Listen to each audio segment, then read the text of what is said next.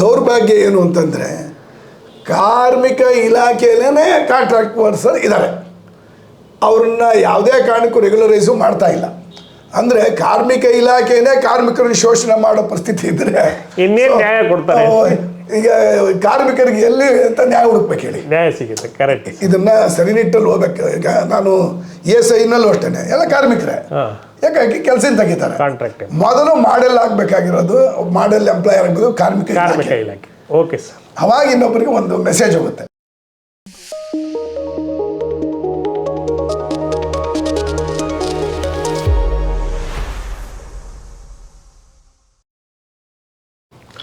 ನಮಸ್ಕಾರ ಸ್ನೇಹಿತರೆ, ಇತ್ತೀಚೆಗೆ ನೀವು ಸೆಂಟ್ರಲ್ ಗೌರ್ಮೆಂಟ್ ಅವರು ಲೇಬರ್ ಕೋಡ್ ಬಗ್ಗೆ ಇಂಪ್ಲಿಮೆಂಟ್ ಮಾಡಿದ್ದೀವಿ ಅಂತ ಹೇಳಿ ಸ್ಟೇಟ್ಮೆಂಟ್ ಕೊಟ್ಟಿದ್ದನ್ನು ನೋಡಿರ್ಬೋದು.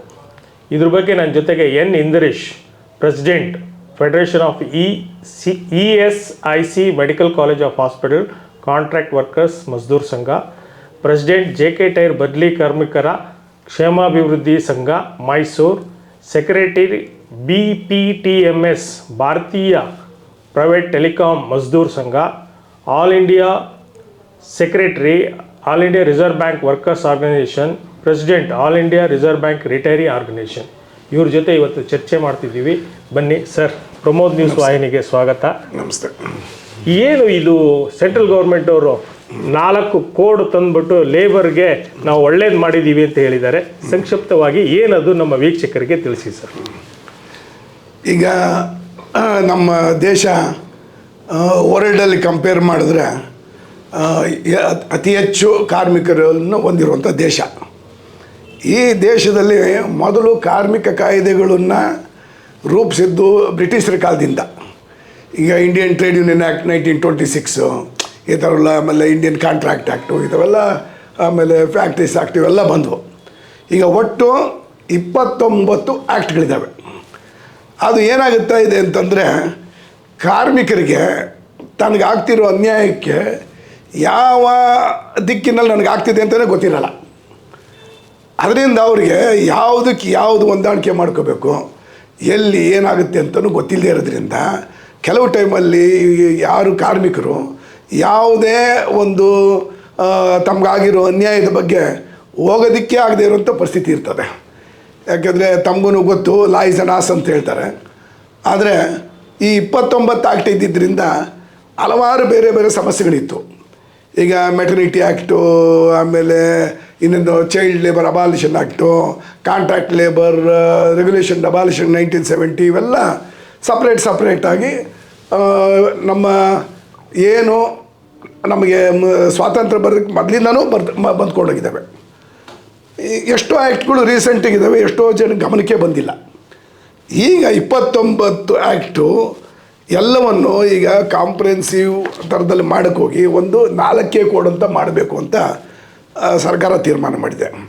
ಆಮೇಲೆ ಅಮೂಲಾಗ್ರ ಬದಲಾವಣೆಗಳನ್ನು ತರಬೇಕು ಅನ್ನೋ ನಿಟ್ಟಿನಲ್ಲಿ ಈ ಒಂದು ಲೇಬರ್ ಕೋಡ್ನ ಮೊನ್ನೆ ನವಂಬರ್ 21, 2025 ಪ್ರಧಾನಮಂತ್ರಿಯವರು ಘೋಷಣೆ ಮಾಡಿ ಇದು ಹಿಸ್ಟಾರಿಕ್ ಒಂದು ಡಿಸಿಷನ್ ಅಂತ ಹೇಳಿದ್ರೆ. ಅದರಲ್ಲಿ ಅವ್ರು ಏನು ಹೇಳ್ತಾರೆ, ಪ್ರತಿ ವರ್ಕರ್ಸ್ಗೂ ಒಂದು ಸೋಷಿಯಲ್ ಸೆಕ್ಯೂರಿಟಿ, ಆಮೇಲೆ ಒಂದು ಸ್ವಲ್ಪ ಜಾಬ್ ಸೆಕ್ಯೂರಿಟಿ, ಆಮೇಲೆ ಅವರಿಗೆ ಸಿಗುವಂಥ ವೇತನ ಒಂದು ಫ್ಲೋರ್ ವೇಜಸ್, ಅಂದರೆ ಮೊದಲು ಮಿನಿಮಮ್ ವೇಜಸ್ ಅಂತಿದ್ರು. ಮಿನಿಮಮ್ ವೇಜಸ್ ಅಂದರೆ ಎಷ್ಟೋ ಒಂದು ಫಿಕ್ಸ್ ಮಾಡಿದ್ರೆ ಅದು ಯಾವಾಗಲೂ ಒಂದು ಸರಿ ಪರಿಷ್ಕರಣೆ ಆಗ್ತಿತ್ತು. ಅದರಿಂದ ಓವರ್ ದಿ ಇಯರ್ಸು ಅದೇನು ಅವರು ಏನು ವೇತನ ಪಡಿತಿದ್ರು, ನಿಧಾನವಾಗಿ ಅದರ ಏನು ಈ ವೇತನದ ವ್ಯಾಲ್ಯೂ ಎರೋಡ್ ಆಗ್ತಾಯಿತ್ತು. ತಮಗೂ ಗೊತ್ತಿದೆ, ವೀಕ್ಷಕರಿಗೂ ಗೊತ್ತಿದೆ, ಮನಿ ಯಾವಾಗಲೂ ಎರೋಡ್ ಆಗ್ತಾ ಇರ್ತದೆ ವ್ಯಾಲ್ಯೂ. ಅದರಿಂದ ಆ ನಿಟ್ಟಿನಲ್ಲಿ ಈಗ ಫ್ಲೋರ್ ವೇಜಸ್ ಅಂತ, ಅಂದರೆ ಸರ್ಕಾರ ಒಂದು ನಿರ್ದಿಷ್ಟವಾದಂಥ ಬದುಕೋದಕ್ಕೆ ಅವಶ್ಯಕವಾದಂಥ ಒಂದು ವೇಜಸ್ನ ಕೊಡಬೇಕು ಅನ್ನೋ ಒಂದು ನಿಟ್ಟಿನಲ್ಲಿ ಕೆಲಸ ಇದು ಯೋಚನೆ ಮಾಡಿದ್ದನ್ನು ಅನುಷ್ಠಾನಗೊಳಿಸಿದೆ. ಈಗ ಇದು ಕೋಡ್ ಆನ್ ವೇಜಸ್ 2019 ಏನು ಮಿನಿಮಮ್ ವೇಜಸ್ ಆ್ಯಕ್ಟು ಇವೆಲ್ಲನೂ ಒಟ್ಟಿಗೆ ಸೇರಿ ಅದನ್ನು ಒಂದು ಕೋಡ್ ಆನ್ ಮಿನಿಮಮ್ ಮಾಡಿದ್ರು. ಅದೇ ಥರ ಇಂಡಸ್ಟ್ರಿಯಲ್ ರಿಲೇಷನ್ಸ್ ಕೋಡ್ 2020 ಏನದು, ಮೊದಲು Indian trade union act, industrial employment regulation act, ಆಮೇಲೆ ಇಂಡಸ್ಟ್ರಿಯಲ್ ಡಿಸ್ಪ್ಯೂಟ್ ಆ್ಯಕ್ಟು, ಈ ಥರ ಹಲವಾರು ಬೇರೆ ಬೇರೆ ಇತ್ತು. ಕೆಲವು ಕೆಲಸಗಾರರಿಗೆ ತಾವೆಲ್ಲಿ ಕೆಲಸ ಮಾಡ್ತಿದ್ರೆ ಯಾವ್ದು ನನಗೆ ಅನ್ವಯಿಸುತ್ತೆ ಅನ್ನೋದ್ರ ಬಗ್ಗೆನೇ ಗೊಂದಲ ಆಯಿತು. ಅದು ಇವತ್ತು ಒಂದು ತಕ್ಕ ಮಟ್ಟಿಗೆ ಒಂದು ಸುಧಾರಣೆಗೆ ಬಂದಿದೆ. ಇದರ ಮೂಲ ಉದ್ದೇಶ ಎನ್ರಿಚ್ ಮಾಡೋದು ವರ್ಕರ್ಸ್ನ. ಆಮೇಲೆ ಇನ್ನೊಂದು ಏನು ಅಂತಂದರೆ ಫಾರಿನ್ ಇನ್ವೆಸ್ಟ್ಮೆಂಟು ದೇಶಕ್ಕೆ ಬರಲಿ. ಯಾವಾಗ ಫಾರಿನ್ ಇನ್ವೆಸ್ಟ್ಮೆಂಟ್ ಬಂದಾಗ ಎಕನಾಮಿಕ್ ಆ್ಯಕ್ಟಿವಿಟಿ ಆದರೆ ವ್ಯಾಲ್ಯೂ ಆಫ್ ದಿ ಮನಿ ಎಲ್ಲನೂ ಮೇಲೋಗುತ್ತೆ. ಈಗ ತಮಗೂ ಗೊತ್ತಿರಬೇಕು, 2014 ಬಂದರೆ ನಮ್ಮ ಸ್ಥಾನ ಎಲ್ಲೋ 20-25ರಲ್ಲಿತ್ತು. ನಮ್ಮದು ಏನು ವಿಶ್ವದ ಆರ್ಥಿಕ ಬಲಿಷ್ಠ ರಾಷ್ಟ್ರ ಅನ್ನೋದ್ರಲ್ಲಿ. ಇವತ್ತು ಸರ್ಕಾರನೇ ಹೇಳ್ತಾ ಇದೆ ನಾವೀಗ 5th ಲಾರ್ಜೆಸ್ಟ್ ಎಕಾನಮಿ ಆಗಿದ್ದೀವಿ, ನಾವು ಮುಂದುವರ್ಕೊಂಡು 4th ಲಾರ್ಜೆಸ್ಟ್ ಎಕಾನಮಿಗೆ ನಾವು ತಲುಪ್ತಿದ್ದೀವಿ ಅಂತ ಹೇಳಿದ್ದಾರೆ. ಈ ಆ್ಯಕ್ಟ್ ಏನು ಈ ಇಂಡಸ್ಟ್ರಿಯಲ್ ಲೇಬರ್ ಕೋಡ್ ಇವೆಲ್ಲ ಮಾಡಿದಾರಲ್ಲ, ಭಾರತೀಯ ಮಜ್ದೂರಕ್ಕೆ ನಾವು ಸ್ವಾಗತ ಮಾಡ್ತೀವಿ. ಬಟ್ ಆದರೆ ನಮ್ಮ ಮೂಲ ಡಿಮ್ಯಾಂಡು ರೆಗ್ಯುಲರೈಸೇಷನ್ ಆದರೆ ಒಬ್ಬ ಮನುಷ್ಯ ಕಾಯಂ ಆಗುವಂಥ ಒಂದು ಪರಿಸ್ಥಿತಿ ಬರಬೇಕು. ಅಂದರೆ ಅದರದ್ದು ಒಂದು ಭೂಮಿಕೆ ಸಿದ್ಧ ಆಗಬೇಕು. ಆವಾಗ ಅವನಿಗೆ ನಾನು ರಿಟೈರ್ ಆಗೋಷ್ಟೊತ್ತಿಗೆ ನನಗೊಂದು ಸೋಷಿಯಲ್ ಸೆಕ್ಯೂರಿಟಿ, ನನಗೊಂದು ಹಣಕಾಸಿನ ಒಂದು ಸಪೋರ್ಟ್ ಸಿಗುತ್ತೆ. ಕೊನೆಗಾಲದಲ್ಲಿ ನನ್ನ ಕೈಲಿ ಏನೂ ಮಾಡೋಕ್ಕಾಗದೇ ಇದ್ದಾಗ ನಾನು ಸ್ವಾವಲಂಬಿಯಾಗಿ ಬದುಕೋದಕ್ಕೆ ಒಂದು ಅವಕಾಶ ಇದೆ ಅನ್ನೋದು ಆ ನಿಟ್ಟಿನಲ್ಲಿ ಭಾರತೀಯ ಮಜ್ದೂರ್ ಸಂಘ ಏನು ಅಂತಂದರೆ ಈಗ ಎಲ್ಲರೂ ಪರ್ಮನೆಂಟ್ ಮಾಡಬೇಕು ಅಂತ ಹೇಳ್ತಿದ್ದೆ. ಇದಕ್ಕೆ ಯಾಕೆ ಅಂತಂತಂದರೆ ಈಗ ಕೆಲವೆಲ್ಲ ಈ ಕಾಂಟ್ರಾಕ್ಚುಯಲ್ ಸಿಸ್ಟಮ್ಮು ಅದು ಪೀಸ್ ಮೀಲ್ ವರ್ಕು ಇವೆಲ್ಲ ಯಾಕೆ ಬಂತು ಅಂತಂದರೆ ನಮ್ಮ ದೇಶದ ಎಕಾನಮಿ ತುಂಬ ಕಡಿಮೆ ಇದ್ದಿದ್ದರಿಂದ ಎಲ್ಲರೂ ಅಪಾಯಿಂಟ್ಮೆಂಟ್ ಮಾಡಿದ್ರೆ ಎಲ್ರಿಗೂ ನಾವು ಸಂಬಳ ಕೊಟ್ಟು ಅವ್ರನ್ನ ಕೊಟ್ಟು ನಾವು ನಿಭಾಯಿಸೋಕ್ಕಾಗೋದಿಲ್ಲ. ಅದರಿಂದ ಎಷ್ಟು ಬೇಕೋ ಅಷ್ಟು ಇತ್ತು. ಈಗ ಸರ್ಕಾರ 5th ಲಾರ್ಜೆಸ್ಟ್ ಎಕಾನಮಿ ಅಂತ ಕ್ಲೈಮ್ ಮಾಡಬೇಕಾದ್ರೆ ನಮ್ಮ ಭಾರತೀಯ ಮಜ್ದೂರ್ಸ್ ಪ್ರಕಾರ financial viability of the government ಏನು ಕಡಿಮೆ ಇಲ್ಲ. ಅದರಿಂದ ನಮ್ಮ ಡಿಮ್ಯಾಂಡ್ ಏನಂತಂದರೆ ಮುಂದಿನ ದಿನಗಳಲ್ಲಿ ಕಾಯಂ ಮಾಡುವಂಥ ಮಾನಸಿಕತೆ ಸರ್ಕಾರಕ್ಕೆ ಬರಬೇಕು.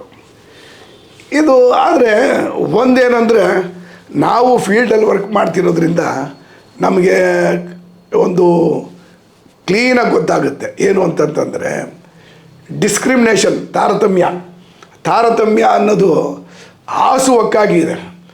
ಈಗ contract worker, permanent worker, casual worker, ಬದಲಿ ವರ್ಕರು, ಈ ಥರದ ವ್ಯತ್ಯಾಸಗಳಿರೋದ್ರಿಂದ ಈ ಕೆಲಸಗಾರರಲ್ಲಿ ಏನಾಗ್ತಾಯಿದೆ ಅಂತಂದರೆ ಈ ಪರ್ಮನೆಂಟ್ ವರ್ಕರ್ಸಲ್ಲಿ ಒಂದು ಮನೋಭಾವ ಇದೆ. ಏನಂದರೆ ನಾನು ಪರ್ಮನೆಂಟು, ಇವರೆಲ್ಲ ಟೆಂಪರರಿ, ನಾನು ಹೇಳ್ದಂಗೆ ಕೇಳಬೇಕು ಅನ್ನೋ ಒಂದು ಮನೋಭಾವ ಇದೆ. ಅದು ಭಾಳ ಕೆಲವು ಸಂಸ್ಥೆಗಳಲ್ಲಿ ಭಾಳ ಡ್ಯಾಮೇಜ್ ಆಗ್ತಾಯಿದೆ. ಈಗ ನಾನು ನಿಮ್ಗೆ ಹೇಳ್ದಲ್ಲೇ ಬದಲಿ ವರ್ಕರ್ಸ್ ಮಜ್ದೂರ್ ಸಂಘ ಅಂತ ಇದೆ, ನೋಡ್ಕೋತಾ ಇದ್ದೀನಿ. ಅದು JK ಟೈರ್ಸ್ ಅಂತ ಒಂದು ದೊಡ್ಡ ಕಂಪನಿ. ಅಲ್ಲಿ ಬದಲಿ ಅಂದರೆ ಇನ್ ಪ್ಲೇಸ್ ಆಫ್ ಅಂತ ಸಬ್ಸ್ಟಿಟ್ಯೂಟ್. ಆ ಸಬ್ಸ್ಟಿಟ್ಯೂಟ್ ಹೆಸರಿನಲ್ಲಿ ಹಲವಾರು ವರ್ಷಗಳಿಂದ ಕೆಲಸಕ್ಕೆ ತೊಗೊಂಡು ಅವರು ಈ ಕೆಲಸಗಾರ ಫಸ್ಟ್ ಬರ್ತಾರೆ, ಕ್ಯಾಶುವಲ್ ಆಗ್ತೀನಿ, ಬದಲಿ ಆಗ್ತೀನಿ, ಆಮೇಲೆ ನಾನು ಪರ್ಮನೆಂಟ್ ವರ್ಕರ್ ಆಗ್ತೀನಿ ಅಂತಾರೆ. ದೌರ್ಭಾಗ್ಯ ಏನು ಅಂದರೆ ಈ ಲೂಪ್ ಹೋಲ್ಸ್ ಇದೆಯೋ ಇದನ್ನು ಹೆಚ್ಚು ಶೋಷಣೆ ಮಾಡೋದು ಒಂದು ಯೂನಿಯನ್ಗಳು, ಪರ್ಮನೆಂಟ್ ಯೂನಿಯನ್ಗಳು ಮತ್ತು ಮಾಲೀಕರು. ಸರ್, ಈಗ ಏನು ಕಾನೂನು ತಂದಿದ್ದಾರೆ 429 ಕಂಡೆನ್ಸ್ ಮಾಡಿ 4 ತಂದಿದ್ದಾರೆ. ಇದರಿಂದ ಅನುಕೂಲಗಳೇನು, ಅನಾನುಕೂಲಗಳೇನು ಕಾರ್ಮಿಕರಿಗೆ? ಇದರಿಂದ ಏನು ಮ್ಯಾನೇಜ್ಮೆಂಟ್ ಅಂತ ಕರೆಸ್ಕೊಂತಾರೆ, ಆ ಮ್ಯಾನೇಜ್ಮೆಂಟ್ ಅವ್ರಿಗೆ ಎಷ್ಟು ತೊಂದರೆ ಆಗುತ್ತೆ, ಅನುಕೂಲಗಳಾಗುತ್ತೆ ಅನ್ನೋದು ಬ್ರೀಫಾಗಿ ಹೇಳಬೇಕು. ಈಗ ನೋಡಿ, ಈ ಕಾನೂನಿನ ಅನ್ವಯ ಮೊದಲೇನಾಗ್ತಿತ್ತು, ಕೆಲಸಕ್ಕೆ ಸೇರಿಸ್ಕೋತಿದ್ರು, ಅಪಾಯಿಂಟ್ಮೆಂಟ್ ಆರ್ಡರ್ ಇಶ್ಯೂ ಮಾಡ್ತಿರಲಿಲ್ಲ. ಈಗ ಇಟ್ಸ್ ಮ್ಯಾಂಡೇಟರಿ ಟು ಇಶ್ಯೂ ಇದು. ಆಮೇಲೆ ಗ್ರ್ಯಾಚ್ಯುಟಿ ಇದೆಲ್ಲ ಅಪ್ಲಿಕಬಲ್ಲೇ ಇಲ್ಲ ಅನ್ನೋಂಥ ಪರಿಸ್ಥಿತಿಲಿ ಇತ್ತು. ಈಗ ಸರ್ಕಾರ ಏನು ಮಾಡಿದೆ, 1 ವರ್ಷ ಕೆಲಸ ಮಾಡಿದವರು ಗ್ರ್ಯಾಚ್ಯುಟಿಗೆ ಅವನು ಅರ್ಹ ಅಂತಾರೆ. ನನ್ನ ಅನುಭವಕ್ಕೆ ಬಂದಂಗೆ ಸುಮಾರು ಜನ ESL ಕಾಂಟ್ರಾಕ್ಟ್ ವರ್ಕರ್ಸು ಅವ್ರು ಯಾವತ್ತೂ ರೆಗ್ಯುಲರೈಸ್ ಮಾಡಲ್ಲ. ಈಗ ಸುಪ್ರೀಂ ಕೋರ್ಟು ಕ್ಲಿಯರಾಗಿ ಹೇಳುತ್ತೆ, ಯಾರು 240 ಡೇಸ್ಗಿಂತ ಜಾಸ್ತಿ ವರ್ಕ್ ಮಾಡಿದರೆ ಅವ್ರನ್ನ ರೆಗ್ಯುಲರೈಸ್ ಮಾಡಬೇಕು ಅಂತ ಪದೇ ರಿಪೀಟೆಡ್ ಆಗಿ ಜಡ್ಜ್ಮೆಂಟ್ಗಳು ಬರ್ತಿದ್ದಾವೆ. ಆದರೆ ದೌರ್ಭಾಗ್ಯ ಸರ್ಕಾರಗಳು ಆ ನಿಟ್ಟಿನಲ್ಲಿ ಯಾವುದೇ ಥರ ಯೋಚನೆ ಮಾಡ್ತಿಲ್ಲ. ಯಾವಾಗಲೂ ಫೈನಾನ್ಷಿಯಲ್ ವಯಬಿಲಿಟಿ ಅನ್ನೋ ಹೆಸರಿಂದ ಸಮಾಜದ ಸಮಾಜಕ್ಕೆ ಮಾರಕವಾದಂಥ ಪರಿಸ್ಥಿತಿನ ನಿರ್ಮಾಣ ಆಗಿದೆ. ಆಮೇಲೆ gap between the rich and the poor ವೈಡನ್ನು ಆಗ್ತಾಯಿದೆ. ಇದು ನಮ್ಮ ಭಾರತೀಯ ಮೂಲ ಸಂಘದ ಒಳ್ಳೆಯ ಲಕ್ಷಣಗಳಲ್ಲ. ಬಟ್ ಇದರಲ್ಲಿ ಈಗ ಮೆಟರ್ನಿಟಿ ಆ್ಯಕ್ಟು ಇವೆಲ್ಲನೂ ಸುಧಾರಣೆ ಮಾಡಿದ್ದಾರೆ, ಗ್ರ್ಯಾಚ್ಯುಟಿ ಸಿಗಂಗೆ ಮಾಡಿದ್ದಾರೆ. ಅದಕ್ಕೆ ನೇರವಾಗಿ ಪ್ರಿನ್ಸಿಪಾಲ್ ಎಂಪ್ಲಾಯರು ಅಂತ ಹೇಳ್ತಾರೆ. ಯಾಕಂದರೆ ಕಾಂಟ್ರಾಕ್ಟ್ ವರ್ಕರ್ಸ್ ಕರ್ಕೊಂಬರ್ತಾನೆ ಬಿಡ್ತಾನೆ. ಇವನು ಹೆಂಗೆ ಇವ್ರು ಕಾಂಟ್ರಾಕ್ಟ್ ವರ್ಕರ್ಸ್, ಅವನು ಕಾಂಟ್ರಾಕ್ಟೇ. 2 ವರ್ಷನೋ 3 ವರ್ಷನೋ ಒಂದು ಅವಧಿ ಮುಗಿದ ಮೇಲೆ ಇನ್ಯಾರೋ ಕಾಂಟ್ರಾಕ್ಟ್ ಅಪ್ಲೈ ಮಾಡ್ತಾರೆ, ಅವನು ಬರ್ತಾನೆ. ಇವರನ್ನು ಆ CLR ಆ್ಯಕ್ಟ್ ಪ್ರಕಾರ ಯಾರು ಮೊದಲು ಕೆಲಸ ಮಾಡ್ತಾಯಿದ್ರು ಅವ್ರಿಗೇ ಒಂದು ಅವಕಾಶ ಕೊಡಬೇಕು ಅಂತ ಕಾನೂನಿನಿಂದ ಅವ್ರು ಇರ್ತಾರೆ. ಕೆಲವು ಟೈಮಲ್ಲಿ ಅದರಲ್ಲೂ ಭಾಳ ಒಂದು ಅನ್ಯಾಯಗಳು ನಡೆಯುತ್ತೆ. ಯಾಕೆ ಅಂತಂದರೆ ಈ ಅಧಿಕಾರಿಗಳು ಕೆಲವು ಟೈಮಲ್ಲಿ ಈ ಕಾಂಟ್ರಾಕ್ಟರ್ಸ್ ಜೊತೆಗೆ ಶಾಮೀಲಾಗ್ತಾರೆ. ಅವ್ರು ಶಾಮೀಲಾಗಿ ಒಂದಷ್ಟು ಒಂದಷ್ಟು ಕಿತ್ತಾಕು ಮಿಕ್ಕಿ ತೊಗೋಣ ಅಂತಾರೆ, ಅದರಲ್ಲಿ ಲಾಭ ಮಾಡಕ್ಕೆ ಹೋಗ್ತಾರೆ. ಈಗ ಅದಕ್ಕೆಲ್ಲ ಸ್ವಲ್ಪ ಕಡಿವಾಣ. ಈಗ ಇನ್ನೊಂದು ಸರ್, ಈಗ ಏನು ಸರ್ಕಾರಗಳು ಇರ್ಬೋದು, ಸುಪ್ರೀಂ ಕೋರ್ಟ್ ಇರ್ಬೋದು, ವರ್ಕ್ಮನ್ ಅಂತ ಸ್ಟೇಟ್ಮೆಂಟ್ ಕೊಡುತ್ತೆ. ಆದ್ರೂ ಮ್ಯಾನೇಜ್ಮೆಂಟ್ ಆಗಲಿ ಸರ್ಕಾರಗಳಾಗಲಿ ಆ ವರ್ಕ್ಮನ್ ಸ್ಟೇಟಸ್ ಕೊಟ್ಟಿಲ್ಲ ಅನ್ನೋದ್ರ ಬಗ್ಗೆ ಯೋಚನೆನೇ ಮಾಡಲ್ಲ. ಇದಕ್ಕೆ ಏನಾದರೂ ಈ ಕಾನೂನು ಹೆಲ್ಪ್ ಆಗುತ್ತಾ? ಒಂದೇನೆಂದರೆ ಇದು ಇನ್ನೊಂದು ಹಂತ ಇದು ಮುಂದಕ್ಕೆ ಹೋಗಿದೆ. ಮೊದಲು ಈ ಏನು ಆ್ಯಕ್ಟ್ಗಳಲ್ಲಿ ಹೆಚ್ಚು ರಕ್ಷಣೆ ಕವರೇಜ್ ಇರಲಿಲ್ಲ. ಈಗ ಅದೆಲ್ಲ ಸ್ವಲ್ಪ ಕವರೇಜ್ ಬರ್ತಾ ಇದೆ. ಯಾಕಂದರೆ ಯೂನಿವರ್ಸಲ್ ಅಕೌಂಟ್ ನಂಬರ್ ಅದು ಕೊಟ್ಟ ಮೇಲೆ ಅವನು ಪೋರ್ಟಬಿಲಿಟಿ ಮಾಡ್ಕೋಬೋದು, ಬೇರೆ ಕಡೆ ಕೆಲಸ ಮಾಡ್ಬೋದು, ಎಲ್ಲ ಇದೆ. ಮೊದಲು ಯೂನಿವರ್ಸಲ್ ಅಕೌಂಟ್ ನಂಬರ್ ಇತ್ತು, ಅದರಲ್ಲೂ ಗೊಂದಲಗಳಿತ್ತು. ಅದನ್ನು ಈಗ ಒಂದು ಟೈಮ್ ಟೆಸ್ಟೆಡ್ ರೀತಿಯಲ್ಲಿ ಮಾಡಿದ್ದಾರೆ. ಅದೆಲ್ಲ ಈಗ ನಮಗೆ ಈಗಿನ ವರ್ಕರ್ಸ್ಗೆ ಹೆಲ್ಪ್ ಆಗುತ್ತೆ. ಆಮೇಲೆ ಇನ್ಸ್ಪೆಕ್ಟರ್ ರಾಜಿಂದ ಫೆಸಿಲಿಟೇಟರ್ ರಾಜ್ ಅಂತ ಈಗ ಒಂದಾಗಿದೆ. ಅಂದರೆ ಮಧ್ಯಾಹ್ನ ಇನ್ಸ್ಪೆಕ್ಟ್ರು ಅಂದರೆ ಬರೀ ಅವನು ಆ್ಯಕ್ಷನ್ ತೊಗೊಳ್ದು ಅಷ್ಟೇ. ಫೆಸಿಲಿಟೇಟರ್ ಈಗ ಇಬ್ಬರಿಗೂ ಸಮನ್ವಯ ಮಾಡಿ ಅವ್ರನ್ನ ಹೊಂದಾಣಿಕೆ ಮಾಡುವಂಥ ಪರಿಸ್ಥಿತಿ ಇದೆ. ಇನ್ನೊಂದೇನೆಂದರೆ ಮೊದಲು ಲೇಬರ್ ಕೋರ್ಟು ಅಥವಾ ಇಂಡಸ್ಟ್ರಿಯಲ್ ಟ್ರಿಬ್ಯುನಲ್ಲಿ ಒಬ್ಬರು ಪ್ರಿಸೈಡಿಂಗ್ ಆಫೀಸರ್ ಅಂದರೆ ಜಡ್ಜ್ ಇರ್ತಿದ್ರು. ಈಗ 2 ಎಲ್ಲ ಮಾಡಿದ್ದಾರೆ. ಅದರಿಂದ ಕೆಲವು ಟೈಮಲ್ಲಿ 2 ಮಾನಸಿಕ ಥಿಂಕಿಂಗ್ ಮ್ಯಾನಲ್ಲಿ ನಾಳೆ ಒಂದು ಒಳ್ಳೆ ಜಸ್ಟಿಸ್ ಸಿಗುತ್ತೆ ಅನ್ನೋ ಒಂದು ಭರವಸೆ ಇದೆ. ಇನ್ನೊಂದು ಸರ್, ಈಗೇನು ಮೊನ್ನೆ ಇಂಪ್ಲಿಮೆಂಟ್ ಮಾಡಿದ್ದಾರೆ 21ನೇ ತಾರೀಕು ನವೆಂಬರು, ಇದು ಈ ಹಿಂದೆ ಇರ್ತಕ್ಕಂಥ ಕಾರ್ಮಿಕರಿಗೆ ಲಾಗೂ ಆಗುತ್ತಾ ಅಥವಾ ಮುಂದಿನವರಿಗೆ ಲಾಗೂ ಆಗುತ್ತಾ? ಇಲ್ಲ, ಎಲ್ರಿಗೂ ಆಗುತ್ತೆ. ಓಕೆ. ಆಮೇಲೆ ಇನ್ನೊಂದು, ಈ ಏನು ಲೇಬರ್ ಕೋಡ್ ಇಂಪ್ಲಿಮೆಂಟ್ ಮಾಡಿದ್ದಾರೆ ಸರ್ಕಾರದವರು, ಆದರೂ ಹಲವಾರು ಕಡೆ ಮ್ಯಾನೇಜ್ಮೆಂಟ್ಗಳು ಕೆಲಸದಿಂದ ತೆಗೀತಾ ಇದ್ದಾರೆ. ಅವ್ರಿಗೆ ಇವೆಲ್ಲ ಆ್ಯಕ್ಟು ರೂಲ್ಸು ಅವೆಲ್ಲ ಕಣ್ಣಿಗೆ ಬೀಳ್ತಾ ಇಲ್ಲ. ಕೇಸ್ಗಳು ದಿನೇ CJIT ಕೋರ್ಟಲ್ಲಿ ಇರ್ಬೋದು, ಲೇಬರ್ ಕೋರ್ಟಲ್ಲಿ ಇರ್ಬೋದು, ಜಾಸ್ತಿ ಆಗ್ತಾ ಹೋಗ್ತಿದೆ. ನೀವು ಹೋರಾಟಗಾರರು ಇದ್ರ ಬಗ್ಗೆ ತಾವೇನು ಹೇಳ್ತೀರಾ ಸರ್?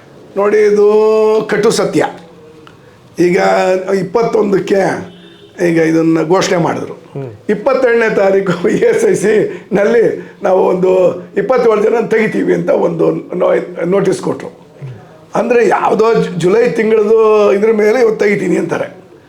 ಅಂದರೆ ಅದು ಹೋಗಲಿ, ಪ್ರೈವೇಟು ಅಲ್ಲ, ESIC ಸರ್ಕಾರ ಸಂಸ್ಥೆ ಅಂದರೆ ಯಾವುದು? ನೇರವಾಗಿ ಕಾರ್ಮಿಕ ಇಲಾಖೆ ಅಡಿನಲ್ಲೇ ಬರುವಂಥ ಒಂದು ಸಂಸ್ಥೆ. ಅಲ್ಲಿ ಈಗ ಮೊನ್ನೆ ಇದೇನು ಕೋಡಲ್ಲಿ ಹೆಚ್ಚು ವರ್ಕರ್ಸ್ನ ಈಗ ESI ವ್ಯಾಪ್ತಿಗೆ ತರೋದಕ್ಕೆ ಅವಕಾಶ ಮಾಡಿಕೊಟ್ಟಿದ್ದಾರೆ. ಹೆಲ್ತ್ ಜಾಡಸ್ ಇರೋದು ಒಬ್ಬ ಕಾರ್ಮಿಕ ಇದ್ದರೂ ಅವನು ESI ವ್ಯಾಪ್ತಿಗೆ ತರಬೇಕಂತ. ಯಾವುದೇ ಒಂದು ಮಾನಸಿಕತೆ ಏನು ಅವ್ರಿಗೆ ಯಾವ ಕಾನೂನು ಇಲ್ಲ ಅನ್ನೋ ಥರದಲ್ಲಿ ನಾವು ಡಿಸಿಷನ್ ತೊಗೊಂಡಿದ್ದೀವಿ, ನಾವು ತೆಗಿತೀವಿ ಅನ್ನೋ ಮಾನಸಿಕತೆ ಬಂದಿದೆ. ಇದ್ರ ಬಗ್ಗೆ ಸರ್ಕಾರ ಭಾಳ ಗಮನ ಹರಿಸಬೇಕು. ಯಾಕಂದರೆ ತಾವೀಗ ಹೇಳ್ದಂಗೆ ಪ್ರತಿದಿನ ಬೆಳಗ್ಗೆ ಲೇಬರ್ ಕೋರ್ಟು, ಟ್ರಿಬ್ಯುನಲ್ಲು ಇದೇ ಕೆಲಸ ಆದರೆ ಒಬ್ಬ ಅಮಾಯಕ ಕೆಲಸಗಾರ ಅವನಿಗೆ ನನಗೆ ಈ ದೇಶದಲ್ಲೇ ಹುಟ್ಟಿದ್ದೇ ತಪ್ಪಾಯ್ತೇನೋ, ನನಗೆ ಎಲ್ಲಿಂದ ನನಗೆ ನ್ಯಾಯ ಸಿಗುತ್ತೆ ಅನ್ನೋ ಒಂದು ಮಾನಸಿಕತೆ ಬೆಳೀತಾನೂ ಇತ್ತು. ಯಾಕೆ ಅಂತಂದರೆ ಈ ಏನು ಇದನ್ನು ಕೆಲಸದಿಂದ ತೆಗೆಯೋದು ಎಲ್ಲ ಮಾಡ್ತಾರಲ್ಲ, ಡೆಲಿಬರೇಟಾಗಿ ಕೋರ್ಟ್ಗಳಲ್ಲಿ ಟೈಮ್ ತೊಗೊಳ್ಳೋದು, ಸಿಕ್ಕಾಪಟ್ಟೆ ಪ್ರೊಲಾಂಗ್ ಮಾಡೋದು, ಇದೆಲ್ಲ ಮಾಡಿಕೊಂಡು ಒಂದು ಚಿತ್ರಹಿಂಸೆ ಸೇರಿಸ್ತಾರೆ. ಈಗ ರಿಪೀಟೆಡ್ ಆಗಿ ನಾನು 50ರ ದಶಕದ್ದು 57 ಅನಿಸುತ್ತೆ, Bharat bank versus employees of Bharat bank ಅಂತ ಒಂದು ಜಡ್ಮೆಂಟ್ ಇದೆ. ಅದು 7 ಬೆಂಚ್ ಜಡ್ಮೆಂಟು. ಅದು ಕ್ಲಿಯರಾಗಿ ಹೇಳುತ್ತೆ. ಅದು ಏನಂದರೆ ಟ್ರಿಬ್ಯುನಲ್ಗೆ ಅನಾರ್ಮಸ್ ಪವರ್ ಕೊಟ್ಟಿದ್ದೀವಿ. They can create new set of rules also in the interest of the worker ಅಂತ. ಈ People's Union for Democratic Rights versus Union of India ಅಂತ ಇದೆ. 1981 ನಮ್ಮ ನ್ಯಾಷನಲ್ ಗೇಮ್ಸ್ ಡೆಲ್ಲಿನಲ್ಲಿ ನಡೆದಾಗದು. ಅದರಲ್ಲಿ ಹೇಳ್ತಾರೆ ಏನು ಅಂತಂತಂದರೆ, ಬರೇ ರೂಲ್ಸು ಕಾನೂನು ಬರೀ ಪೇಪರ್ ಟೈಲ್ ಆಗಿದ್ರೆ ಏನು ಪ್ರಯೋಜನ ಇಲ್ಲ. ಕರೆಕ್ಟು ಇಲ್ಲ, ಕರೆಕ್ಟ್. ಅದನ್ನು ರಿಯಾಲಿಟಿನಲ್ಲಿ ಉಪಯೋಗಿಸಿ ಒಂದು ಅವರಿಗೆ ಇದು ಕೊಟ್ಟಾಗ ಮಾತ್ರ ಕಾನೂನಿಗೆ ಬೆಲೆ. ಲಿಕ್ಕರ್ ಬ್ಯಾರನ್ ಅಂತ ಹೇಳ್ತಾರೆ. Liquor baron can go to any extent to win the case. ಅಂದರೆ ಇದು it is a mice between ಏನು ಆನೆ ಮತ್ತು ಇರುವೆ ಜೊತೆಗಿನ ಹೋರಾಟ ಅಂತ ಹೇಳ್ತಾರೆ. ಯಾಕಂದರೆ ಅವರು ಯಾರನ್ನ ಬೇಕಾದ್ರೂ ಎಷ್ಟು ದುಡ್ಡು ಬೇಕಾದ್ರೂ ಕೊಟ್ಟು ಹೈರ್ ಮಾಡ್ತಾರೆ. ವರ್ಕರ್ಗೆ ಅವನಿಗೆ ಒಬ್ಬ ಆವ್ರೇಜ್ ಲಾಯರು ಅವನು ಎಂಗೇಜ್ ಮಾಡಲಿಕ್ಕೂ ಕಷ್ಟ. ಸರ್, ಈಗ ನಾನು ಪತ್ರಿಕೆಯಲ್ಲಿ ಓದಿದೆ, 15,000 ರೂಪಾಯಿ ಏನು ಸ್ಯಾಲ್ರಿ ತೊಗೊತಿದ್ದಾರೆ, ವೇಜಸ್ ತೊಗೊತಿದ್ದಾರೆ, ಅವರ ಒಳಗಡೆ ಆ ಸ್ಯಾಲ್ರಿ ಒಳಗಡೆ ಇದ್ದಂಥವ್ರಿಗೆ ಏನು PF ಮ್ಯಾನೇಜ್ಮೆಂಟ್ ಅವರೇ ಮಾಡಬೇಕು ಕೊಡಬೇಕು ಅಂತ ಹೇಳ್ತಿದ್ದಾರೆ. ಆದರೆ ಈ ಹಿಂದೆನೂ ಅಷ್ಟೇ ಮುಂದಕ್ಕೂ ಅಷ್ಟೇ ಎಷ್ಟೋ ಮ್ಯಾನೇಜ್ಮೆಂಟ್ಗಳು PFನೇ ಕೊಡ್ತಾ ಇಲ್ಲ ಎಷ್ಟೋ ಜನಕ್ಕೆ. ಇದ್ರ ಬಗ್ಗೆ ಯಾವ ರೀತಿ ತಾವು ಹೇಳಿ? ನೋಡಿ, ಈಗ ಒಂದು ಏನಂದರೆ ಈಗ ಈ ಕೋಡಲ್ಲಿ ಏನು ಪೀನಲ್ ಕ್ಲಾಸ್ ಎಲ್ಲ ಇಂಟ್ರೊಡ್ಯೂಸ್ ಮಾಡಿದ್ದಾರೆ. ಓಕೆ. ಸೊ ಅದರಿಂದ ಮೋಸ್ಟ್ಲಿ ಅದರಿಂದ ಆಚೆ ಬರೋದು ಕಷ್ಟ ಅವ್ರಿಗೆ. ಕೆಲವೆಲ್ಲನೂ ತುಂಬ ಪೀನಲ್ ಕ್ಲಾಸು ಪನಿಷ್ಮೆಂಟು ಇವೆಲ್ಲನೂ ಇಂಟ್ರೊಡ್ಯೂಸ್ ಮಾಡಿರೋದ್ರಿಂದ ಅದರಿಂದ ನಾಳೆ ಅವರು ಅಷ್ಟು ವೆಂಚರ್ ಮಾಡ್ಲಿಕ್ಕೆ ಹೋಗಲ್ಲ. ಆಮೇಲೆ ಈಗೇನು ಇಂಪ್ಲಿಮೆಂಟ್ ಆಗೈತಲ್ಲ, ಈಗಿಂದ ಸ್ವಲ್ಪ ದಿವಸ ಒಂದು ಅದು ಸರಾಗವಾಗಿ ಒಂದು ಇಂಪ್ಲಿಮೆಂಟ್ ಆಗೋ ಟೈಮ್ ತೊಗೊಳುತ್ತೆ. ಯಾಕಂದರೆ ಎಂಪ್ಲಾಯರ್ಸ್ ಏನು ಹೇಳ್ತಿದ್ದಾರೆ, ಈ MSME medium small micro enterprises ಎಲ್ಲನೂ ಈಗ ನಮಗೆ ವಿಪರೀತ ಹೊರೆ ಆಗುತ್ತೆ ಅಂತ ಹೇಳ್ತಾರೆ. ನಾನು ಇದರಲ್ಲಿ ಏನು ನಮ್ಮ Karnataka labour policy committee and Karnataka labour policy ಅಂತ ಇದೆ. ಅದರಲ್ಲಿ ನಾನು ಒಬ್ಬ ಸದಸ್ಯ. ನಾನು ಸುಮಾರು ನಮ್ಮ ನ್ಯಾಷನಲ್ ಲಾ ಸ್ಕೂಲ್ ಇಂಡಿಯಾ ಅವರೆಲ್ಲ ಸೇರಿ ಒಂದು ಕಮಿಟಿ ಇದೆ. ನಾವು ಒಂದಷ್ಟು ಲೇಬರ್ ಲಾಗಳದ್ದು ಏನು ಅಂತ ಯಾವ ಥರ ಪ್ರಪೋಸ್ ಮಾಡಬೇಕು ಅನ್ನೋದು ಒಂದು 2 ಇಯರ್ಸಿಂದ ಕಮಿಟಿನಲ್ಲಿ ಇದು ಮಾಡಿದ್ದೀವಿ. ಅಲ್ಲಿ ಇದೇ ವಿಚಾರ ಬರುತ್ತೆ. ಏನಂತಂದರೆ ಎಲ್ಲವನ್ನೂ ನಾವು on the basis of the statistics we say that ವರ್ಕರ್ಸ್ಗೆ ಇಷ್ಟೊಂದು ಅನ್ಯಾಯ ಆಗ್ತಾಯಿದೆ ಅಂತ. ಆದರೆ ಅದ್ರ ಬಗ್ಗೆ ಬರೀ ಪೇಪರಲ್ಲಿ ಇರುತ್ತೆ ಹೊರತು ಕೆಲವು ಟೈಮಲ್ಲಿ ಸರ್ಕಾರಕ್ಕೆ ನಮ್ಮ ಕಮಿಟಿ ಅವ್ರು ರೆಕಮೆಂಡ್ ಮಾಡಿದ್ರು ಅದನ್ನು ಇನ್ ದಿ ಇಂಟ್ರೆಸ್ಟ್ ಆಫ್ ದಿ ಅವರ ಸರ್ಕಾರದ ಇದಕ್ಕೋಸ್ಕರ ಡೈಲ್ಯೂಟು ಮಾಡ್ತಾರೆ. ನಾವು by going through the so many ಏನು ಸಬ್ಜೆಕ್ಟ್ಸ್ ಇಂಟರ್ನ್ಯಾಷನಲಲ್ಲಿ ಥಿಂಕ್ ಮಾಡಿ ಏನು ಎಲ್ಲಿದೆ ಏನು ಎಲ್ಲ ಮಾಡಿದ್ರು ಅದನ್ನು ಕಮಿಟಿ ರೆಕಮೆಂಡ್ ಮಾಡಿದ್ರೆ ಯಾವತ್ತೂ ಅದು ಕೋರ್ಟ್ ಸ್ಟೇಜಲ್ಲಿ ಬಿದ್ದೋಗುತ್ತೆ. ಇದರ ಬಗ್ಗೆ ಇದು ಏನಿವತ್ತು ಈಗ ಲೇಬರ್ ಕೋಡೆಲ್ಲ ಮಾಡಿದಾರಲ್ಲ, ಇದನ್ನು ಸರಿಯಾದ ರೀತಿಯಲ್ಲಿ ಅನುಷ್ಠಾನ ಮಾಡಬೇಕು ಅಂತಂತಂದರೆ ಒಂದು ನಮ್ಮ ಸಜೆಷನ್ ಏನು ಅಂತಂದರೆ ಸರ್ಕಾರದಲ್ಲಿ ಇಂಪ್ಲಿಮೆಂಟೇಷನ್ನ ಟಾಸ್ಕ್ ಫೋರ್ಸ್ ಅಂತೆಲ್ಲ ಮಾಡಬೇಕು. ಓಕೆ, ಆವಾಗಲೇ ಆಗೋದು. ಇಲ್ಲಾಂದ್ರೆ ಏನೋ ಅನೌನ್ಸ್ಮೆಂಟ್ ಮಾಡ್ತೀವಿ ಅಂತಂದರೆ ತಾವು ಹೇಳ್ದಂಗೆ ಮಾಡ್ದ. ಯಾಕಂದರೆ ಎಲ್ಲಿ ನೋಡಿ, ಇಂಥ ಬೆಂಗಳೂರು ಅಂತ ಮೆಟ್ರೋ ಸಿಟಿಗಳಲ್ಲಿ ತನಗೇನು ಅದಂತ ಯಾರು ಕೇಳಿ ಗೊತ್ತಾಗುತ್ತೆ. ಎಲ್ಲೋ ಸ್ಮಾಲ್ ಸೆಂಟ್ರಲ್ಲಿ ನಾಳೆಯಿಂದ ಬರಬೇಡಪ್ಪ ಅಂದರೆ ಅವ್ನು ಹೋಗಂಗೆ ಭಾಳ ಕಷ್ಟ ಆಗುತ್ತೆ. ಸರ್, ಈಗ ಇನ್ನೊಂದು ಹೈಕೋರ್ಟು ಸುಪ್ರೀಂ ಕೋರ್ಟ್ಗಳು ಹೇಳ್ತಾ ಇದ್ದಾವೆ, ಈ ಕಾಂಟ್ರಾಕ್ಟ್ ಎಂಪ್ಲಾಯೀಸ್ನ ಸ್ಟಾಪ್ ಮಾಡಿ ಪರ್ಮನೆಂಟ್ ಎಂಪ್ಲಾಯಿನ ನೀವು ತೊಗೊಬೇಕು ಅಂತ ಹೇಳ್ತಾ ಇದ್ದಾರೆ. ಆದ್ರೂ ಆ ಕಡೆ ಗಮನ ಹರಿಸ್ತಾ ಇಲ್ಲ, ಕಣ್ಣು ಮುಚ್ಕೊಂಡು ಕೂತಿದೆ. ಏನು ಕೇಂದ್ರ ಸರ್ಕಾರನೂ ಕಣ್ಣು ಮುಚ್ಕೊಂಡು ಕೂತಿದೆ, ರಾಜ್ಯ ಸರ್ಕಾರನೂ ಕಣ್ಣು ಮುಚ್ಕೊಂಡು ಕೂತಿದೆ.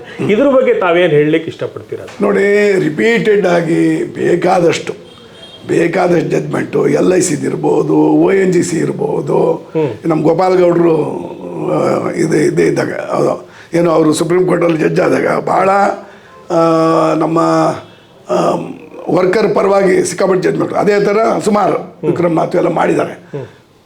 ಆದರೆ ಅದು ಏನಾಗುತ್ತೆ, ಇಂಪ್ಲಿಮೆಂಟೇಷನ್ ಪಾರ್ಟಲ್ಲಿ ಮನಿ ಬಿಲ್ ಅಂಡರ್ನಲ್ಲಿ ಅದನ್ನು ಡೈಲ್ಯೂಟ್ ಮಾಡೋಕ್ಕೆ ಪ್ರಯತ್ನ ಪಡ್ತಾರೆ.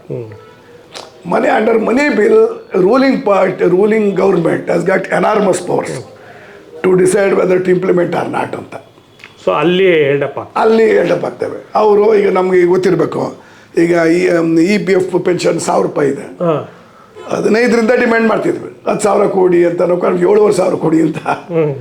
ಅದು ಎಷ್ಟು ಮಿಲಿಯನ್ಸ್ ಇದ್ದಾರೆ, ಅದನ್ನ ಇಂಟು ಇಷ್ಟು ಹಾಕಿದ್ರೆ ಇಷ್ಟು ಜಾಸ್ತಿ ಆಗುತ್ತೆ. It will have A financial burden ಅಂತ ಇದ್ರು ಅಂದ್ಬಿಟ್ಟು ನಿಧಾನವಾಗಿ ಏನೇನೋ ಸ್ವಲ್ಪ ಮಾಡ್ತಾ ಇದ್ದಾರೆ. ಓಕೆ. ಆಮೇಲೆ ಇನ್ನೊಂದು ಸರ್, ಈಗ ಠೇವಣಿ ಸಂಗ್ರಹಕಾರರು ಪಾಪ ವರ್ಕ್ಮನ್ ಅಂತ ಹೇಳಿ ಸ್ಟೇಟಸ್ ಕೊಟ್ಟಿದ್ದಾರೆ ಸುಪ್ರೀಂ ಕೋರ್ಟ್ ಅವರು. ಆದರೆ ಮ್ಯಾನೇಜ್ಮೆಂಟ್ ಇವತ್ತಿನವರೆಗೂ ಅವ್ರಿಗೆ ವರ್ಕ್ಮನ್ ಕೊಡಬೇಕಾದಂಥ ಬೆನಿಫಿಟ್ಗಳು ಕೊಡ್ತಾ ಇಲ್ಲ. ಹೇಳಿ, ಠೇವಣಿ ಸಂಗ್ರಹಕಾರ ಬ್ಯಾಂಕಲ್ಲಿ ಕೆಲಸ ಮಾಡ್ತಾ ಇರ್ತಕ್ಕಂಥವ್ರು ಅವ್ರಿಗೆ ಈ ಏನು ಸ್ಯಾಲ್ರಿ ಬರುತ್ತೆ ಅವ್ರಿಗೂ 15,000 ಒಳಗಡೆನೆ ಬರುತ್ತೆ, ಒಬ್ಬೊಬ್ಬರಿಗೆ ಮೇಲೂ ಬರುತ್ತೆ. ಅವ್ರಿಗೆ PF ಕೊಡ್ತಾ ಇಲ್ಲ. ಅವ್ರಿಗೆಲ್ಲ ಈ ಕೋಡು ಹೆಲ್ಪ್ ಆಗುತ್ತಾ? ಈಗ ಏನು ಅಂದರೆ ಇದನ್ನು ನುಸುಳಲು ಹೋಗೋಕ್ಕೆ ಕೆಲವರು ಇದು ಮಾಡ್ತಾರೆ. ಈಗ ನೋಡಿ, BPTMS ಹೇಳಿದೆ, ಕಾಲಾನ್ ಸ್ಟಾಫ್ ರೀ, ಅವ್ರಿಗೆ ನಾವೆಲ್ಲ ಆಫೀಸಿಗೆ ಕೊಟ್ಟಿಲ್ಲ, ಏನೋ ಒಂದು ಪ್ರಾಬ್ಲಮ್ ಅಂತೂ ನಾವು ಕರೆದ್ವಿ ಅಲ್ಲೋ ಕೆಲಸ ಮಾಡೋದು, ಅವ್ರು ಯಾರು ಇನ್ನು ಮಿಕ್ಕಿತ ಫ್ರೀ ಇರ್ತಾರೆ ಅಂತ ಟ್ರೈ ಮಾಡ್ತಾರೆ. ಈಗ ಠೇವಣಿದಾರದ್ದು ಹಾಗೇನೆ, ಕಲೆಕ್ಟ್ ಮಾಡ್ತಾರಪ್ಪ, ಆಮೇಲೆ ಏನಿಲ್ಲ ಅಂತಾರೆ. ಬಟ್ ಅದು ನಿಜವಾಗೋದು ಅಪರಾಧ, ಅದು ಅಪರಾಧ. ಯಾಕೆಂತಂದರೆ ಸೋಷಿಯಲ್ ಸೆಕ್ಯೂರಿಟಿ ಆರ್ಟಿಕಲ್ 14, 16, 21 ಕ್ಲಿಯರ್ಲಿ ಹೇಳುತ್ತೆ, ಈಕ್ವಲ್ ಆಪರ್ಚುನಿಟಿ, ಯಾವುದೇ ಡಿಸ್ಕ್ರಿಮಿನೇಷನ್ ಆಗಬಾರ್ದು ಎಲ್ಲ ಹೇಳುತ್ತೆ. ಬಟ್ ಅವ್ಯಾತವಾಗಿ ನಡ್ಕೊಂಡು ಹೋಗ್ತಾ ಇದೆ ಇದು.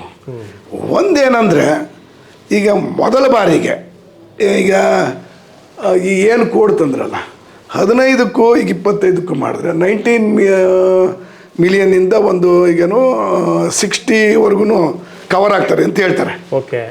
ಒಂದು ಸ್ವಲ್ಪ ಮೊದಲು ಏನೇನು ಕೆಲವರಿಗೆ ತಮ್ಮ ಹಕ್ಕುಗಳು ಗೊತ್ತಿರಲಿಲ್ಲ. ಈಗ ಅಪಾಯಿಂಟ್ಮೆಂಟ್ ಲೆಟರ್ ಇಶ್ಯೂ ಮಾಡಿದ್ಮೇಲೆ ಅವರು ಅಲ್ಲಿ ಆಟೋಮೆಟಿಕ್ ಆಗಿ ಅಂತ ಮಾಡಬೇಕಾಗ್ತದೆ. ಸರ್, ಕೊನೆಯದಾಗಿ ಈ ಕೋಡಿಂದ ಕಾರ್ಮಿಕರಿಗೆ ಅನ್ಯಾಯ ಇದ್ದರೆ ತಮ್ಮನ್ನು ಕಾಂಟ್ಯಾಕ್ಟ್ ಮಾಡ್ಬೋದಾ? ನಿಮ್ಮ ನಂಬರ್ನ ನಾವು ಡಿಸ್ಪ್ಲೇ ಮಾಡ್ಬೋದಾ?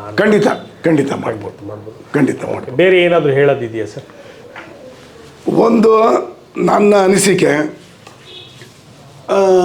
ಎಷ್ಟೋ ವರ್ಷಗಳಿಂದ ನಮಗೆ ಸ್ವಾತಂತ್ರ್ಯ ಬಂದರೂ ಸಹ ಅದರಲ್ಲಿ ವರ್ಕರ್ಸ್ ಪರ ಅಥವಾ ಒಬ್ಬ ಬಡವರ ಪರ ಸುಮ್ಮನೆ ಇದ್ದೀವಿ ಅಂತ ಸರ್ಕಾರಗಳು ಹೇಳ್ತವೆ ಹೊರತು ಒಂದು ಪಾಸಿಟಿವ್ ಆಗಿ ಕೆಲಸ ಮಾಡುವಂಥ ಮಾನಸಿಕತೆ ಕಡಿಮೆ ಇದೆ. ಬಟ್ ಒಂದೇನೆಂದರೆ, ಈ 15ರಿಂದ ಸ್ವಲ್ಪ ಮಟ್ಟಿಗೆ, 14ರಿಂದ ಸ್ವಲ್ಪ ಮಟ್ಟಿಗೆ ಕಾರ್ಮಿಕರ ಅದು ಕುಂದುಕೊರತೆಗಳ ಬಗ್ಗೆ, ಅವರ ಹಕ್ಕುಗಳ ಬಗ್ಗೆ, ಅವರ ಸವಲತ್ತುಗಳ ಬಗ್ಗೆ ಒಂದು ಗಮನ ಬರೆಸುವಂಥ ಕಾರ್ಯನ ಭಾರತೀಯ ಮಜ್ದೂರ್ ಸಂಘ ಮಾಡಿದೆ. ಈಗ ಏನು 2000 ಇದು 19-20ರಲ್ಲಿ 4 ಕೋಡು ಬಂದಿದ್ದು. 5 ವರ್ಷಗಳು ಯಾಕೆ ಡಿಲೇ ಆಯಿತು ಅಂತಂದರೆ, ಭಾರತೀಯ ಮಜ್ದೂರ್ ಸಂಘ ಅದರಲ್ಲಿ ಕೆಲವೆಲ್ಲ ಅಮೂಲಾಗ್ರ ಬದಲಾವಣೆ ತರಲೇಬೇಕು ಅಂತ ಪಟ್ಟಿಡಿತು. ಯಾಕೆ ಅಂತಂದರೆ 15ರಲ್ಲಿ ಇದನ್ನು ಮಾಡೋಕ್ಕೆ ಹೊರಟಾದ 19ರಲ್ಲಿ ಮಾಡೋಕ್ಕೆ ಹೊರಟಾಗಿ ಏನಿತ್ತು ಅಂತಂದರೆ, ಜಸ್ಟ್ ಇನ್ವೆಸ್ಟರ್ನ ಅಟ್ರ್ಯಾಕ್ಟ್ ಮಾಡೋದಷ್ಟೇ ಗುರಿಯಾಗಿತ್ತು. ಹೈರ್ ಆ್ಯಂಡ್ ಫೈರ್ಗೆಲ್ಲನೂ ಅವಕಾಶ ಇತ್ತು. ಈಗ ಅದರಿಂದ ಆಚೆ ತಂದಿದ್ದಾಗಿದೆ. ಮುಂದಿನ ದಿನಗಳಲ್ಲಿ ಭಾರತೀಯ ಮಜ್ದೂರ್ ಸಂಘ ಏನು right to life, right to leave, ಏನೋ ಒಂದು ಹಾನರಿಯಾಗಿ ಬದುಕುವಂಥ ಒಂದು ಸಮಾಜ ನಿರ್ಮಾಣ ಮಾಡಬೇಕು ಅದು ದೃಷ್ಟಿನಲ್ಲಿ ಕೆಲಸ ಮಾಡ್ತಾಯಿದೆ. ನಮ್ಮ ಕೇಂದ್ರದ ಮಟ್ಟದಲ್ಲೂ ನಮ್ಮ ಏನು ನಾಯಕರು ಅವಿರತ ಕೆಲಸ ಮಾಡ್ತಾಯಿದ್ದಾರೆ. ನಮ್ಮ ಗುರಿ ಏನು ಸರ್ಕಾರ ಇವತ್ತು ಡೆವಲಪ್ಡ್ ಅಂತ ಹೋಗ್ತದಲ್ಲ, ಡೆವಲಪ್ಡ್ ಕಂಟ್ರಿ ಇಷ್ಟರಲ್ಲಿ ಆಗಬೇಕು. ಆ ಥರ ಆದಾಗ ಮಾತ್ರ ಒಬ್ಬ ಮನುಷ್ಯ ಯಾವುದೇ ಕೈ ಹೊಡೆದಂಗೆ ಬದುಕ್ಬೋದು. ಆಮೇಲೆ ಇದರಲ್ಲಿ ಒಂದೇ ಒಂದು ಅಡ್ವಾಂಟೇಜ್ ಏನಿದೆ ಅಂದರೆ, ಹೆಲ್ತ್ನ ಸೆಕ್ಯೂರಿಟಿನ ವ್ಯಾಪ್ತಿಗೆ ಎಲ್ಲರೂ ತಂದಿದ್ದಾರೆ. Very good. ಅಂದರೆ ಹೆಲ್ತ್ ಚೆಕಪ್ ಇದೆಲ್ಲನೂ 40 ವರ್ಷ ಆದಮೇಲೆ ಆ್ಯನ್ಯುವಲ್ ಹೆಲ್ತ್ ಚೆಕಪ್ ಮಾಡಿಸುವಂಥ ಒಂದು ಇದು ಮಾಡಿದ್ದಾರೆ. ಆಮೇಲೆ ಅದನ್ನು ಜವಾಬ್ದಾರಿ ಪ್ರಿನ್ಸಿಪಾಲ್ ಎಂಪ್ಲಾಯರ್. ಓಕೆ. ಮೊದಲು ಅಲ್ಲ, ಈಗಲೂ ಅಷ್ಟೇ ಬಿಡಿ.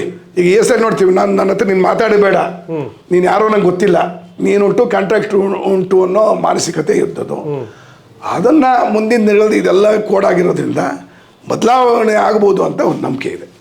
ಇವಿಷ್ಟು ಇಂದ್ರೇಶ್ ಸರ್ ಅವರ ಮಾತು. ನಿಮ್ಮ ಅಭಿಪ್ರಾಯಗಳನ್ನು ದಯವಿಟ್ಟು ಕಮೆಂಟ್ ಬಾಕ್ಸಲ್ಲಿ ಕಮೆಂಟ್ ಹಾಕಿ. ಪ್ರಶ್ನೆಗಳಿದ್ದರೂ ಸಹ ದಯವಿಟ್ಟು ನೀವು ಕಮೆಂಟ್ ಬಾಕ್ಸಲ್ಲಿ ಹಾಕಬೇಕು ಅಂತ ಕೇಳ್ಕೊತ ಸರ್ ಸಂದರ್ಶನ ಕೊಟ್ಟಿದ್ದಕ್ಕೆ ಧನ್ಯವಾದಗಳು. ನಮಸ್ತೆ.